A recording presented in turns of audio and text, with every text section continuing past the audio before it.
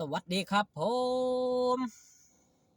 สวัสดีพี่น้องครับป้องปายมิตรหมอแคนแฟนหมอลำยินดีต้อนรับครับเข้าสู่ช่องไทยซีเกตชาแนลกับบรรยากาศในการเดินทางครับรอบค่ำก่อนกลับบ้านนะพี่น้องเนาะสาธุผ่านวัดทางกลับบ้านทางผ่านครับพี่น้องสวัสดีพี่ยังแฟนครับ FC ลาดหน่อยอุ้งอิงแฟนครับ FC สตาวน้อยเพชรบานแพงสู้ขู่สู้คนเด้อครับเด้อตกค่ำยำเย็นแล้วครับยามบรรยากาศยังโอ้ยพี่น้องห้อนปันอยู่ไฟ5 โมงกับ6 โมงแรงห้อนอบเอาอยู่ในรถพอปั่นอยู่ในเตาถ่านล่ะพี่น้องถ้าบ่เปิดแอร์นะครับถ้าเปิดแอร์ก็ค่อยยังสู้ค่อยยังสัวเนาะพี่น้องเนาะเบิ่งแย่งสุขภาพเด้อครับเด้อผู้ใดก็ได้ในช่วงนี้เนาะอากาศเปลี่ยนแปลงความร้อนแล้วก็ความเย็นจากบรรยากาศเสมอจักเป็นจังใดมือหนึ่งมี3 ฤดูก็มีเพราะฉะนั้นก็ต้องเบิ่งแย่งกันครับสุขภาพร่างกายเป็นสิ่งสำคัญวันนี้ครับคิวงานสาวน้อยเพชรบ้านแพงอยู่ทางกำอำเภอนาดูนจังหวัดมหาสารคามผู้ใดอยู่ใกล้กับไปให้กำลังแรงเชียร์แรงใจกันได้เด้อครับเด้อ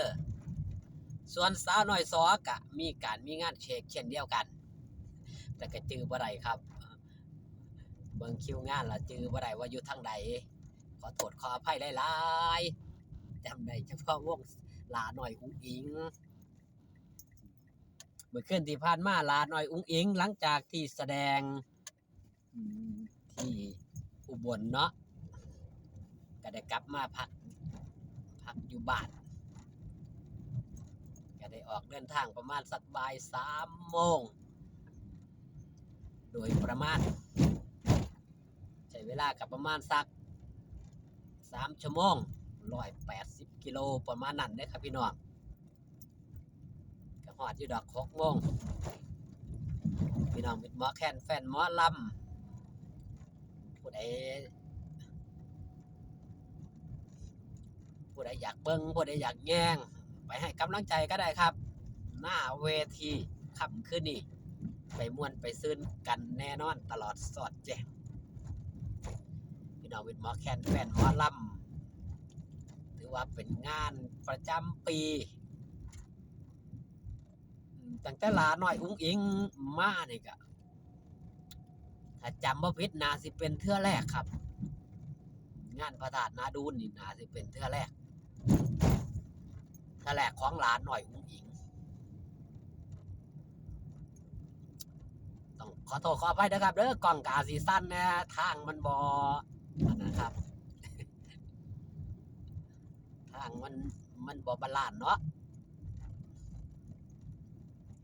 เบิ่งไปแบบสั้นๆนี่ล่ะพี่น้องโอ้ลูกหมาหลายแท้ๆช่วงนี้ถือว่าฤดูหยังครับฤดูแห่งหมาน้อยหลายคอกหลายหม่องหลายบอนสำหรับหลาน้อยอุ้งเองนี่ไทยซีเกตชาแนลก็ถือว่าเป็นบุคคลที่มีความพิเศษ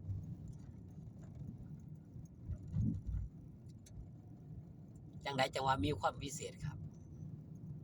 เฮาสิได้เห็นด้านหน้าเวทีเป็นศิลปินที่มีแรงดึงดูดจากมิตรหมอแคนแฟนหมอลำมหาศาลดึงดูดเอามิตรหมอแคนแฟนหมอลำแฟนครับทุกเพศทุกวัยหลายผู้หลายคนเฮาสิได้เห็นว่าศิลปินก็สิมีแต่ผู้ใดครับมีแต่ผู้มีอายุที่เป็นแฟนคลับ FC แฟนคลับพระเอกแฟนคลับนางเอกเนาะ ได้ยากครับที่สิมีแฟนคลับ FC รุ่นนุ่มๆสาวๆที่สิชื่นสิชอบเด้ส่วนมากจะมีรุ่นพ่อๆแม่ๆชื่นชอบศิลปินคนอื่นๆแต่หลาน้อยอุ้งอิงนี่มีทุกเพศทุกวัยที่เข้ามาชื่นชอบที่เข้ามาชื่นชมมื้อคืนกันเห็นบ่ครับเบิ่งตั้งคลิปถ้าจำบ่ผิดก็สิเป็นช่องศรีอานนท์นี่แหละที่มีเด็กน้อยมาขอลายเส้นเอื้อยอุ้งอิงขอลายเส้นแหน่ว่าซั่นหาได้ยากเลยครับแฟนคลับ FC หมอลำสิมาขอลายเส้นส่วนหลายสิมาขอจับมือลายเส้นหลาน้อยอุ้งอิงนี่ถือว่าเป็นลายเส้นที่มีมนต์ขลังเป็นลายเส้นเรียกทรัพย์ก็ว่าได้เป็นลายเส้นมหานิยมก็ว่าได้นี่คือความพิเศษครับสิ่งที่มีตามที่ได้เบิ่งตามที่ได้แย่งตามที่ได้ติดตามและบ่ได้อวยนะครับพี่น้องคือเฮาเห็นด้วยความเป็นจริงเนาะความแตกต่างของหลาน้อยอุ้งอิงจะมีความพิเศษ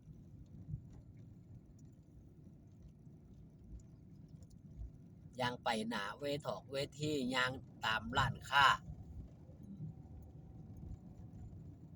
เอาก็เห็นแฟนคลับ FC มากมายหลายผู้หลายคนเขามาขอถ่ายรูปถ่ายภาพนี่แหละครับมนต์เสน่ห์ของศิลปินขวัญใจมหาชนคือมีอย่างครับมีแฟนคลับ FC ทุกเพศทุกวัยทุกสถานะทุกสาขาอาชีพโดยอัตโนมัติผู้ที่บ่เคยมาเบิ่งหมอลำก็ได้ฮู้ได้ทราบเรื่องหมอลำ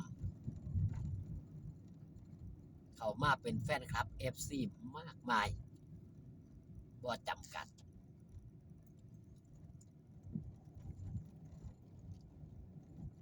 หรือว่าเป็นศิลปินลูกอีสานอีกคนหนึ่งครับที่ได้สร้างชื่อเสียงเรียงนาม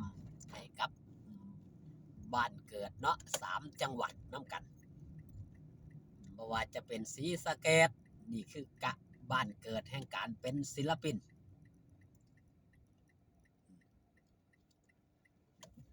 อุบลราชธานีคือบ้านเกิดของผู้เป็นพ่อสกลนครคือบ้านเกิดของผู้เป็นแม่เอาสำหรับคลิปนี้ฝากต้อนเอาไว้แต่เพียงซ้ำนี้ครับกับบรรยากาศในการเดินทางเว้าเรื่องลาหน่อยอุ้งอิงพอกันคลิปหน้าสบายดีครับผม